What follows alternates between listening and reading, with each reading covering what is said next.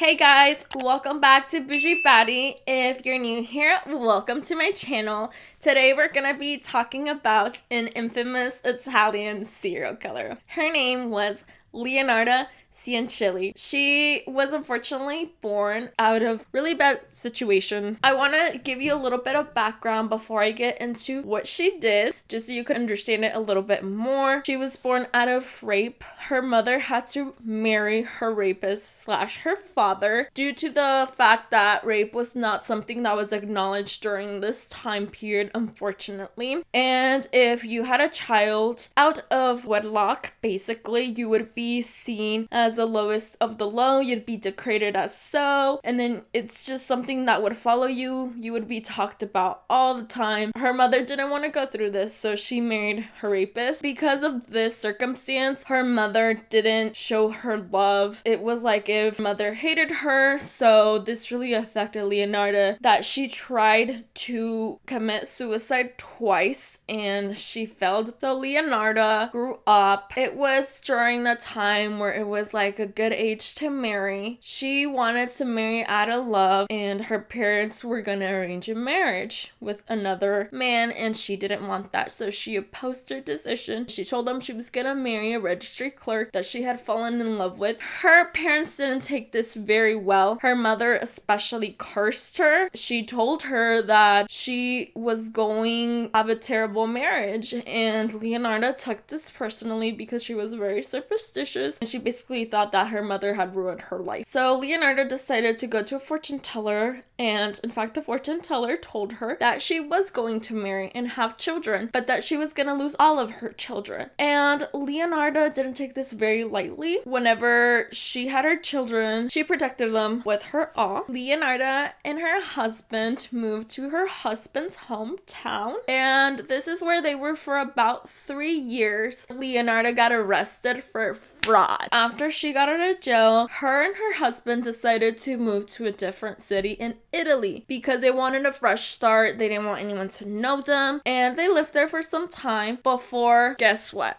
A tornado hit their home and destroyed every single thing that they had. This is when they decided to move to Cariago. They opened up a shop. Leonarda was well known by everyone in the town. Ladies would go to her for life advice. Since her husband and her were set, they had a nice home, they had a shop, the community loved them, they decided to have children, and Leonarda had 17 children. Leonarda lost 13 out of the 17 children she had. She lost the 13 children either due to a miscarriage or an illness. And out of those 4 children, she had a favorite, which was Giuseppe. Since he was a male during this time, World War II was happening. So he was drafted, and this freaked Leonarda out because this was her favorite child. So she went to a fortune teller and asked basically what the future was. This is like the most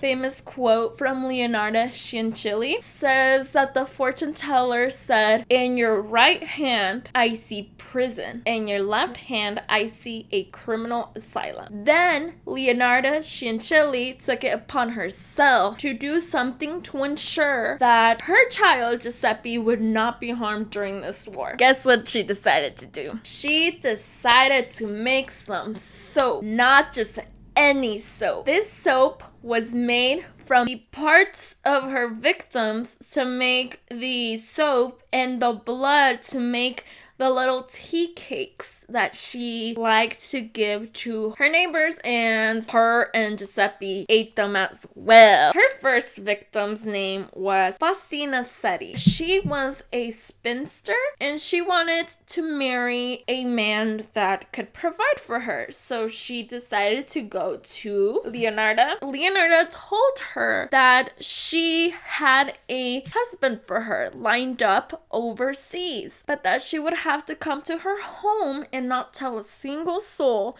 of where she was going. But what she would do is she would get them to come to her shop and she would give them wine, and inside the wine she would drug them. So when they passed out, she basically cut them into 9 pieces. She has her own little recipe. Let me read it out for you. I threw the pieces into a pot, added 7 kilos of caustic soda, which I had bought to make soap, and stirred the mixture into the pieces dissolved in a thick, dark mush that I poured into several buckets and emptied in a near septic tank. As for the blood in the basin, I waited until it had coagulated, dried it in the oven, grounded it, and mixed it with flour, sugar, chocolate, milk, eggs, as well as a bit of margarine. Nettling all the ingredients together, I made lots of crunchy tea cakes and served them to the ladies who came to visit. Though Giuseppe and I ate them too. Can you believe that? She ate her victims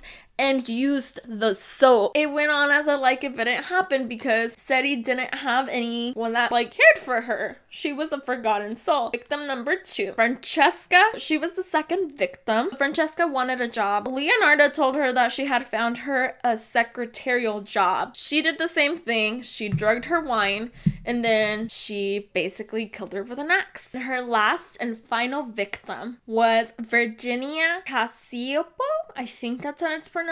I'll put it on the screen just in case. Virginia was a opera singer, so she repeated the same process, except she fucked up with this one because she had according to everything that I found, a nosy sister-in-law that basically investigated why she was gone, why she disappeared, because it was so unlike Virginia to do this. She eventually discovered that the last place she was seen was at Leonarda's house. I'm gonna read you a quote. She ended up in the pot like the other 2. Her flesh was fat and white. When it had melted, I added a bottle of collardine, and after a long time on the boil, I was able to make the most acceptable creamy soap. I gave the bars to the neighbors and acquaintances. The cakes too were better. That woman was really sweet. The audacity! She said she was the sweetest one of all. So they investigated Leonarda, but no one believed that she was the one that was responsible because everyone admired her in the community, everyone loved her, and no one thought that this poor old lady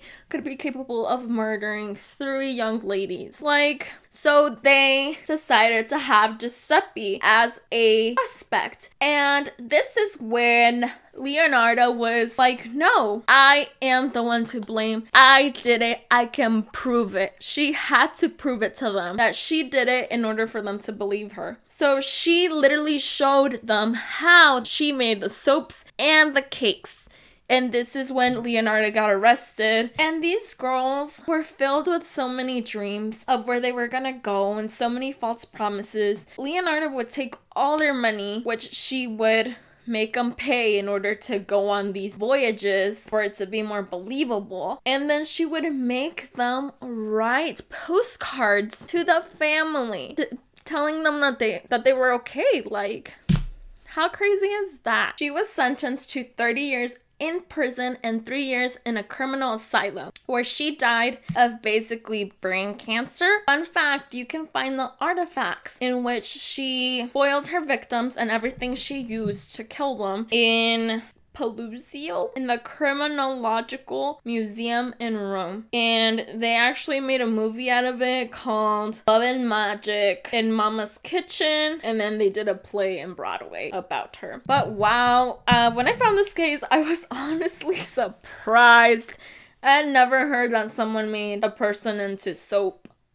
So this serial killer was a little bit creative. I am fascinated with serial killers, so I'm thinking about starting a series on them. Let me know in the comments what you think. But that's all for now, and I hope you guys have a wonderful day, and I love you, my bougie baddies. See you next time. Mwah.